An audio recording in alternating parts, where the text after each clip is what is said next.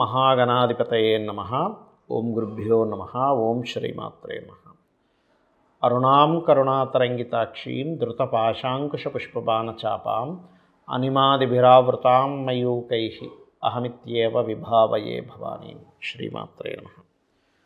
ప్రేక్షకులకి ఆ లలితాంబిక అమ్మవారి యొక్క అనుగ్రహం పరిపూర్ణంగా కలగాలని మనస్ఫూర్తిగా కోరుకుంటూ, ప్రధానంగా ఇక్కడ మనం ఈరోజు 16వ తేదీ నవంబర్ నుంచి 30 నవంబర్ వరకు ఉండేటువంటి గ్రహస్థితి రీత్యా 12 లగ్నాల వారికి, లగ్నాలు తెలియని వారు చక్కగా రాసి చూసుకోండి, ఏం తప్పలేదు. లగ్నము రాశి రెండు పనిచేస్తుంటాయి. అయితే ప్రధానంగా ఫస్ట్ మీరు ప్రియారిటీ ఇవ్వాల్సింది లగ్నానికి, దాని తర్వాత చంద్రుడికి ఇవ్వచ్చు, రాశికి ఇవ్వచ్చు. వారికి ఎటువంటి ఫలితాలు జరగనున్నాయి, ఏ విషయాల పట్ల జాగ్రత్త వహించాలి ఈ 15 రోజుల పాటు, అలాగే ఉన్నటువంటి గ్రహస్థితి ఏమిటి అనేటువంటిది కూడా చూసుకున్నట్లయితే, మీనంలో శని వక్రించున్నాడు, 28వ తేదీ నుంచి వక్రగతి పోతుంది. కుంభంలో రాహు, అదేవిధంగా కర్కాటకంలో గురువు వక్రించున్నాడు, కేతువు సింహంలోని, మరియు అదేవిధంగా చంద్రుడు కన్య నుంచి మీనం వరకు సంచారం జరుగుతుంది. అయితే ఇందులో రవి శుక్రులు తులారాశిలో ఉంటూ, రవి 17వ తేదీ నుంచి మారిపోతున్నాడు.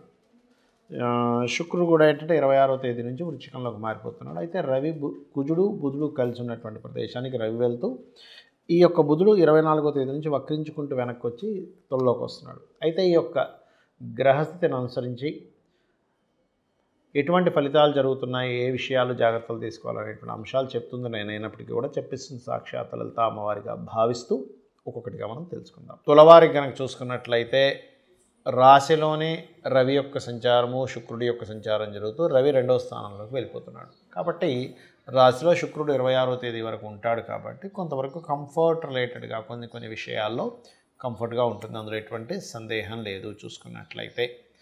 అలాగే మరొక విషయం ఏంటంటే, ఇక్కడ ధన విషయము, కుటుంబ విషయము, జీవిత భాగస్వామికి సంబంధించిన అంశాల్లో లేదా సామాజికమైనటువంటి అంశాల్లో కొంత ఘర్షణ వాతావరణాన్ని మీరు ఎదుర్కొనున్నారు. కాబట్టి కాస్త జాగ్రత్తగా ఉండండి. అదేవిధంగా ఉన్న ఉద్యోగంలో 3వ అధిపతి ఎప్పుడైతే దశమ స్థానంలో వక్రించి ఉన్నాడో, ఉన్న ఉద్యోగ సంబంధించిన విషయంలో కొన్ని మార్పులు చేర్పులు జరగనున్నాయి. కాస్త ఆన్లైన్లో పరిచయాలు ఏర్పడి ఫ్రెండ్స్గా ఏర్పడేటువంటి వారి విషయాల పట్ల కాస్త జాగ్రత్తగా ఉండండి. అలాగే మరొక విషయం ఏంటంటే, ఇక్కడ గమనించినట్లయితే ఈ సప్తమ స్థానాధిపతి ఎవరైతే ఉన్నారో, ఈ సప్తమం ఏదైతే ఉందో, వివాహ స్థానం ఏదైతే ఉందో, ఈ సప్తమాధిపతి సప్తమ కారకుడు ఎప్పుడైతే భాగ్యాధిపతితో వ్యయాధిపతితో కలిసి ఉన్నాడో, కొంత తండ్రిగా ఆస్తికి సంబంధించిన విషయంలో, కొంత జీవిత భాగస్వామితో, కుటుంబీకులతో కొన్ని వివాదాలు ఏర్పడనున్నాయి.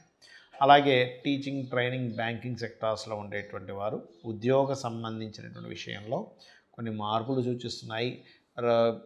ఈ రాజకీయ నాయకులకైతే బాగుంటుంది, అందులో ఎటువంటి సందేహం లేదు. సంతానం కోసం ప్రయత్నం చేసేటువంటి వారు, ప్రెగ్నెన్సీ కోసం IVFలు, IUIలు చేయించుకునేటువంటి వారు కాస్త జాగ్రత్తగా కొన్ని జాగ్రత్తలు ఖచ్చితంగా తీసుకోవాలనేటువంటి గ్రహస్థితి సూచిస్తుంది. ఇక మీరు నిత్యము చేయవలసిన దేవతా ఆరాధన ఏమిటి? చండీ పారాయణాలు చేసుకోండి. మరియు అదేవిధంగా గమనించుకున్నట్లయితే దుర్గా అష్టోత్తరం చదువుకోండి. దుర్గా దేవి యొక్క అష్టోత్తరము, చండీ పారాయణాలతో పాటు నవగ్రహాల్లో రాహు, కేతు, కుజ గ్రహాల దగ్గర దీపారాధన చేయండి. అన్ని విధాలా మీకు బాగుంటుంది.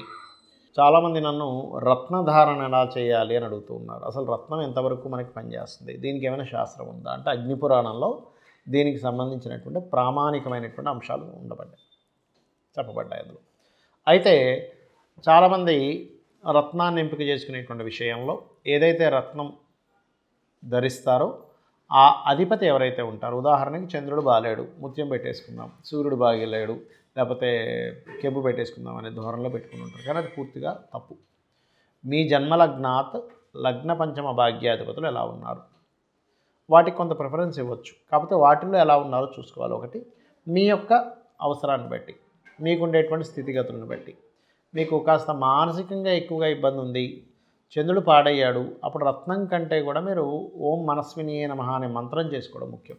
లేదంటే చంద్రుడు బాగున్నాడు కాబట్టి కొంత పర్లేదు, మరీ అంత పాడైపోలేదు, యావరేజ్గా ఉన్నాడు, అంత పోర్ట్ఫోలియో కూడా బాగుంది, అప్పుడు మీరు ముత్యం పెట్టుకోవచ్చు, తప్పులేదు. అయితే ఇక్కడ మీరు ఒక విషయం అర్థం చేసుకోవాల్సింది ఏంటంటే, రత్నము ధారణ అనేటువంటిది కొంతవరకు సపోర్ట్ చేస్తుంది, కానీ అదేదో మొత్తం మీ జీవితాన్ని కంప్లీట్గా మార్చేస్తుందని మాత్రం అనుకోకండి. రత్నాలకి శాస్త్రం ఉంది.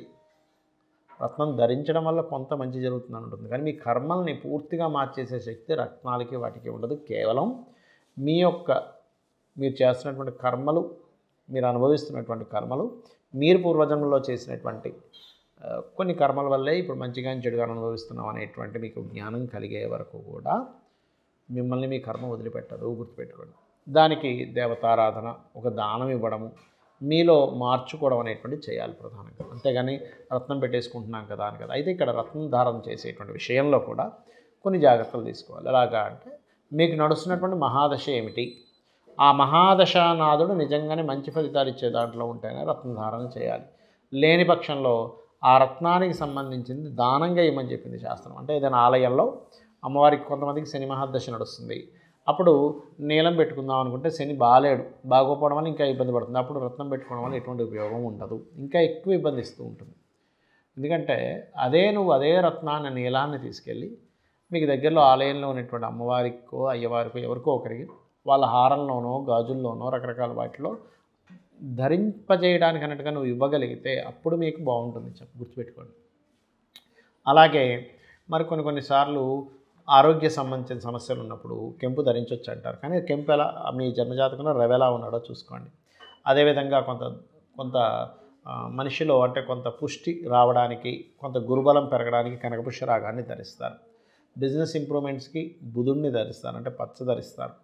అలాగే కొంత ధైర్యం పెరగడానికి, మనిషిలో ఒక రకమైన ఫైరీ నేచర్ పెరగడానికి, అదేవిధంగా కొంతమందికి కుజదోషాలు ఉంటే కూడా కొంతమంది ధరిస్తుంటారు. కానీ ఇక్కడ దోషం ఉంటే ధరించడం కాదు, ఆ గ్రహం బాగుంది, ల్యాండ్స్ మూలంగా మేము ధనం పొందాలనుకుంటున్నాము, అప్పుడు మాత్రమే కుజుడికి సంబంధించినటువంటి పగడం ధరించాలి.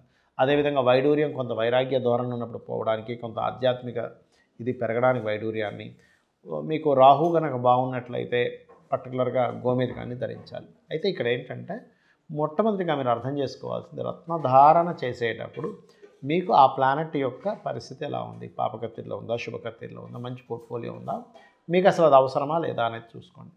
అలాగే మరొక విషయం ఏంటంటే మనకి ఆ రత్నం పనిచేసేది కొంత అయితే మనకి ఫీలింగ్ ఉంటుంది, కొంత అమ్మయ్య నేను ఈ రత్నాన్ని ధరించాను కదా, అమ్మయ్య నాకు కొంచెం ప్రశాంతంగా ఉంది, కొంత మన యొక్క ఆలోచన విధానం కూడా దాని మీద పనిచేస్తూ ఉంటుంది, గుర్తుపెట్టుకోండి.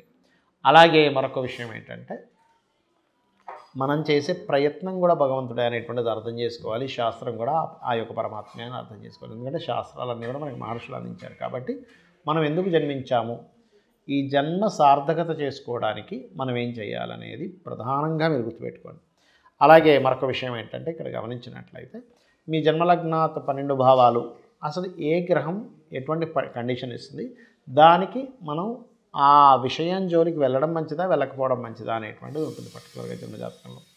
కాబట్టి ఎప్పుడైతే మీరు ఆ జన్మజాతక చక్రరీత్యా మీరు ఏ ప్లానెట్ బాగుందో దానికి సంబంధించిన వ్యాపారం చేయడము, దానికి సంబంధించినటువంటి ఉద్యోగం చేయడము, దానికి సంబంధించినటువంటి విద్య అభ్యసించడము, తత్సంబంధించిన ఇన్వెస్ట్మెంట్స్ చేయడము, అది ఎప్పుడైతే అనుకూలంగా ఉందో ఆ సమయాల్లో వివాహాలు చేసుకోవడము, మీకు విదేశీ యోగం ఇస్తున్నట్లయితే మీ యొక్క ప్లానెట్ మీ యొక్క జాతకము, అప్పుడు విదేశాల కోసం ప్రయత్నం చేయడము, ఇన్వెస్ట్మెంట్స్ చేయడము, ఒక గృహం కొనుక్కోవడము, అది ఏ దిశలో కొనుక్కోవాలి, ఇవన్నీ చెప్పేదే శాస్త్రము. ఇవి ఖచ్చితంగా పనిచేస్తాయి, దాని యొక్క ప్రభావం కూడా ఖచ్చితంగా బాగుంటుంది, అందులో ఎటువంటి సందేహం లేదు.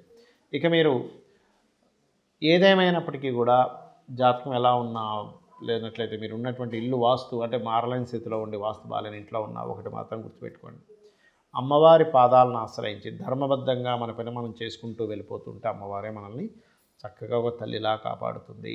శ్రీమాత్రే నమః.